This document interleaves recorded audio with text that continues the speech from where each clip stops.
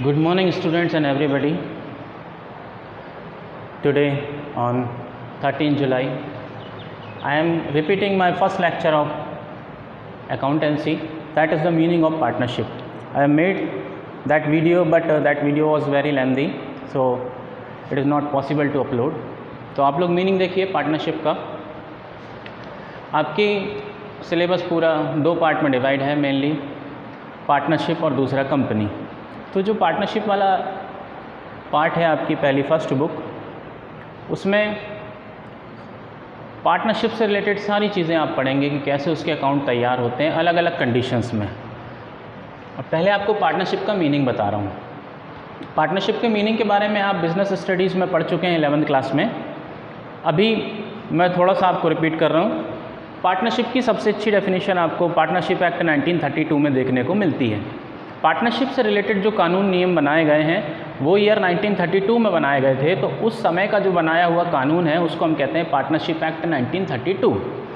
तो उसी partnership act के 1932 वाले के सेक्शन 4, कोई भी कानून जब बनता है तो उसमें बहुत सारे नियम, रेगुलेशंस, रूल्स, नॉर्म्स सब लिखे होते हैं। तो उसके जो सेक्शन यानी उसको अलग अलग पार्ट्स में डिवाइड कर देते हैं किसी भी कानून को, तो उसका जो सेक्शन नंबर 4 है उसमें पार्टनरशिप की डेफिनेशन दी हुई है। क्या? Partnership is the relation between persons who have agreed to share the profit of business carried on by all और any one of them acting for all.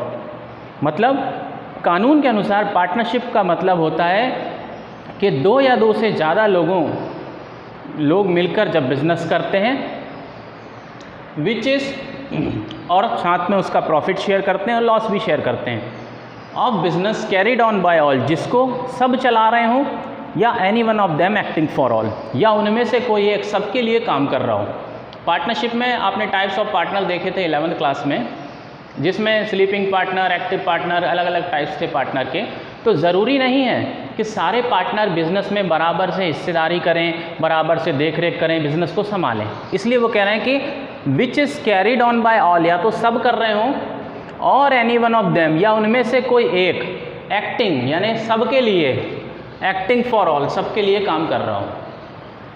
तो पार्टनरशिप का meaning ये हुआ कि पार्टनरशिप दो या दो से ज़्यादा लोगों के बीच का रिलेशन है जिसमें वो बिजनेस के प्रॉफिट को शेयर करते हैं, लॉस को भी शेयर करते हैं, जिसे कोई सब लोग मिलकर चला रहे हो या कोई एक चला रहा हो। ठीक, ये डेफिनेशन आपको याद होनी चाहिए। कई बार एग्जाम में ये डेफिनेशन प्रॉपर नाम से ही पूछी गई कि give the definition according to partnership act 1932।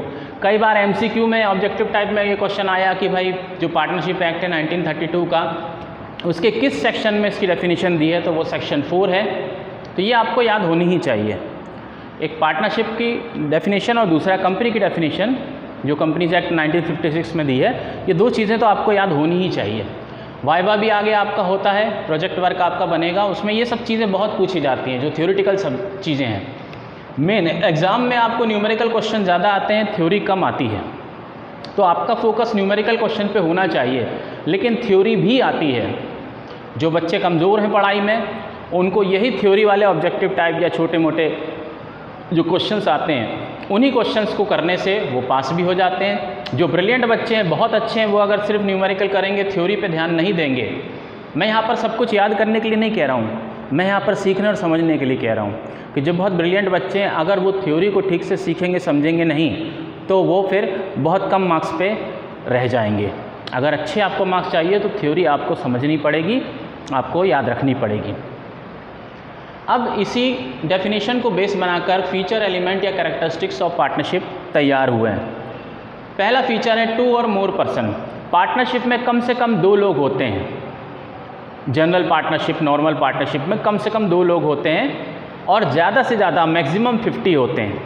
Minimum 2 हैं और मैक्सिमम 50 हैं। इस बात का ज़रूर ध्यान रखिएगा कि from student study point of view minimum number of partner 2 होते हैं और मैक्सिमम नंबर ऑफ पार्टनर 50 होते हैं। 50 से ऊपर पार्टनर्स नहीं हो सकते, है ना।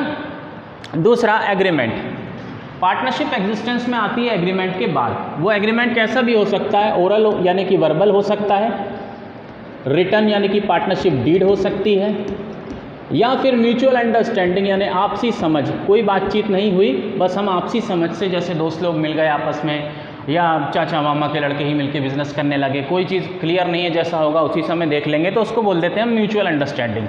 तो पार्टनरशिप आती है एग्रीमेंट्स एग्जिस्टेंस में, जो कि ओरल हो सकता है, रिटर्न हो सकता है, म्यूचुअल अंडरस्टैंडिंग हो सकती है। तीसरा है बिजनेस। पार्टनरशिप में कोई ना कोई बिजनेस होना ज़रूरी है।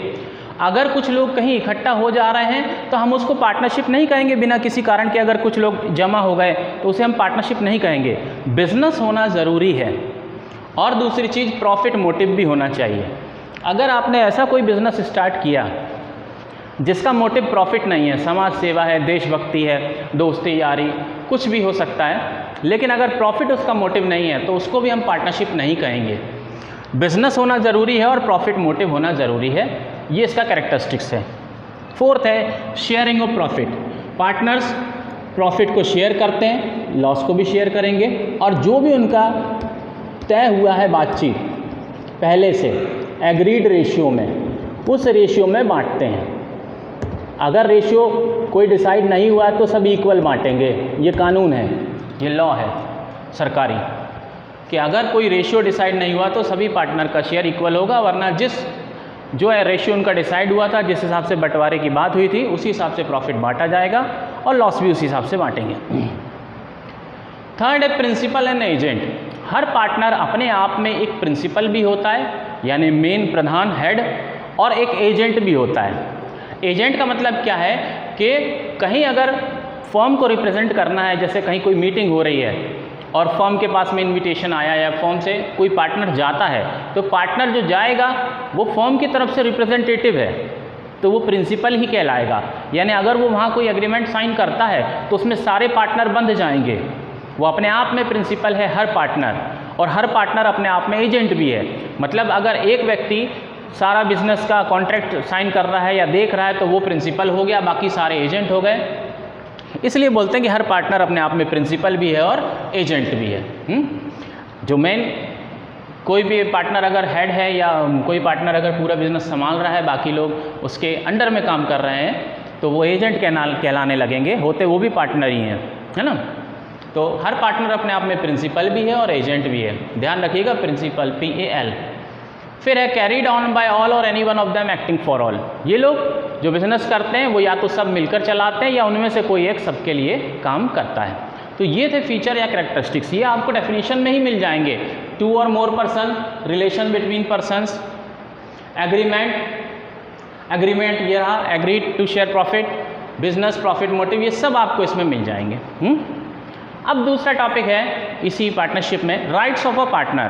पार्टनर्स के अधिकार क्या होते हैं, मतलब किस चीज़ के लिए हम उन्हें मना नहीं कर सकते किसी भी पार्टनर को, वो कहलाता है राइट्स। तो पार्टनर का राइट है फर्स्ट शेयर प्रॉफिट और लॉस, कि पार्टनर को प्रॉफिट में हिस्सेदारी का अधिकार है, और जिस हिसाब से वो प्रॉफिट बांटता है उस हिसाब से लॉस भी उसे बांटना होगा, जो भी रेशियो उनका डिसाइड हुआ था। दूसरा, to take part in conduct of the business. हर पार्टनर बिजनेस को चलाने में हिस्सेदारी कर सकता है। जैसे 10 पार्टनर हैं तो हम किसी एक पार्टनर को ये नहीं कह सकते कि तुम बिज़नेस की देखरेख मत करो, या तुमको दखल अंदाजी करने की ज़रूरत नहीं है, या तुमसे इससे क्या मतलब, ऐसा हम नहीं कह सकते। हर पार्टनर को अधिकार है कि वो बिज़नेस को चलाने में हिस्सेदारी करे, take part in conduct of business. उसको हम किसी पार्टनर को नहीं कह सकते कि आप इस बिज़नेस में या इस चीज़ में क्यों आप टांग अड़ा रहे हैं, या आपको इससे क्या मतलब, ऐसा नहीं हो सकता। पार्टनर है तो हर पार्टनर को बराबर अधिकार है बिज़नेस को चलाने का। तीसरा, to be consulted in matters. To be consulted in matters का मतलब होता है कि बिजनेस पार्टनरशिप से रिलेटेड कोई भी अगर मैटर या बातचीत है तो उसके बारे में पूछने का, उसके बारे में बताए जाने का पार्टनर को अधिकार है। जैसे 5 पार्टनर हैं तो 4 पार्टनर कुछ कर रहे हैं मिलके, अगर 5वां पूछता है कि आप क्या कर रहे हैं तो उनको बताना पड़ेगा, वो छुपा नहीं सकते, मना नहीं कर सकते। पार्टनरशिप से रिलेटेड किसी भी मैटर में कोई भी पार्टनर दूसरों से पूछ सकता है और उसे बताना पड़ेगा। फोर्थ है to inspect and have copy of books of account, यानी कि बुक्स ऑफ अकाउंट यानी जो अकाउंट तैयार हो रहे हैं, जो भी जर्नल एंट्री हैं या कैपिटल अकाउंट है या बैलेंस शीट है, जो भी आप तैयार कर रहे हैं बुक्स ऑफ अकाउंट्स, उनको देखने का उसको अधिकार है, उनको चेक करने का हर पार्टनर को अधिकार है और साथ में उसकी वो कॉपी भी ले सकता है ताकि आगे उसको कोई केस फाइल करना हो या फिर किसी और से चेक करवाना हो या घर जाके फुर्सत से देखना हो। मतलब हम मना नहीं कर सकते कि आप सिर्फ यहीं बैठ के देख लीजिए, हम आपको देंगे नहीं कॉपी का अधिकार हर पार्टनर को है और वो चेक भी कर सकता है। फिर फिफ्थ है disallow the admission of new partner. Her partner को ये राइट है कि नए पार्टनर के एडमिशन को वो डिसअलाउ कर सकता है। जब कोई पार्टनर नया पार्टनर बनता है पार्टनरशिप में तो सारे पार्टनर्स की मर्जी होना, इच्छा होना ज़रूरी है। अगर किसी एक पार्टनर ने कह दिया कि नहीं हम इसे पार्टनर नहीं बनाएंगे तो फिर वो पार्टनर नहीं बन पाएगा। अगर एडमिशन हो रहा है पार्टनर का तो बिना सारे पार्टनर की मर्ज़ी से, उनसे पूछे बिना, उनकी हामी के बिना आप पार्टनरशिप में किसी को एडमिशन नहीं दे सकते। Disallow the admission of new partner. Her partner को राइट है कि अगर कोई नया पार्टनर बन रहा है और उसे ठीक नहीं लग रहा है तो वो डिसअलाउ यानी मना कर सकता है पार्टनर बनाने से। सिक्स्थ है joint owner of partnership property. Her partner partnership की प्रॉपर्टी का जॉइंट ओनर होता है यानी कि मालिक होता है। सभी मालिक होते हैं। जैसे फर्म के लिए कोई कार खरीदी गई फर्म के पार्टनर के आने जाने के लिए या किसी और काम के लिए, तो उस कार पे सबका बराबर से अधिकार होगा यानी सारे पार्टनर का बराबर अधिकार होगा, सभी उसके जॉइंट ओनर कहलाते हैं। तो एक बार और देख लीजिए आप पार्टनरशिप का मीनिंग, उसकी डेफिनेशन। पार्टनरशिप रिलेशन है पर्सन्स के बीच में जो कि तैयार होते हैं प्रॉफिट को बांटने के लिए। किसके प्रॉफिट को? बिजनेस के प्रॉफिट को, जिसको सब मिलकर चला रहे हो या फिर उनमें से कोई एक सबके लिए काम कर रहा हो। और ये डेफिनेशन दी है the partnership Indian partnership act 1932 के सेक्शन 4 में।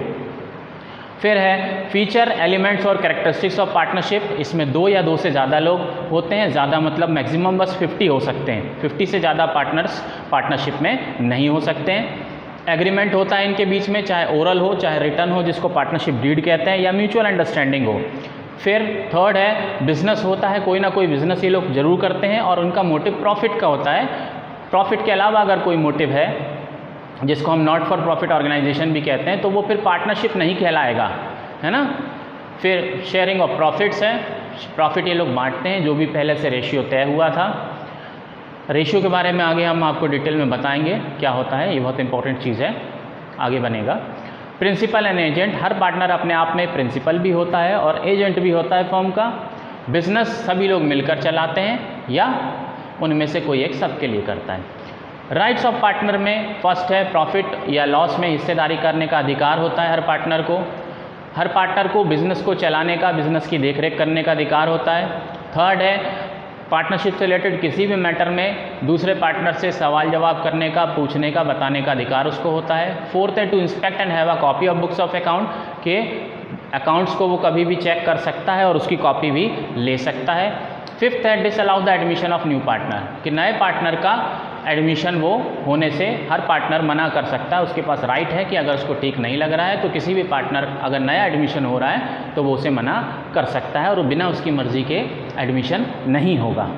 और सिक्स्थ है joint owner of partnership property, her partner partnership property का जॉइंट ओनर होता है, यानी कोई भी सामान या चीज़ फर्म के नाम से खरीदी जा रही है, फर्म के लिए खरीदी जा रही है, फर्म के पैसे से खरीदी जा रही है, तो उस पर हर पार्टनर का बराबरी से अधिकार होता है। तो यहाँ पर आपका पार्टनरशिप का मीनिंग ख़त्म होता है। आप अपने नोट्स वगैरह तैयार रखें, बहुत जल्द आपसे मंगाए जाएंगे या लिए जाएंगे, जैसा भी होगा आपको बताया जाएगा, ठीक है। आप लोग अपनी पढ़ाई करिए, न्यूमेरिकल क्वेश्चन स्टार्ट करना शुरू करिए। सबके पास में मेरा नंबर है ऑलरेडी, क्योंकि आप सब ग्रुप में ऐड हैं। ग्रुप में ऐड सेव करने के बाद ही होता है, उसमें आपको एडमिन में भी मेरा नंबर मिल जाएगा। आप चाहें तो कोई और प्रॉब्लम हो तो पर्सनली मुझे कॉल कर सकते हैं, बस टाइम का ध्यान रखें, है ना। ठीक है, थैंक यू।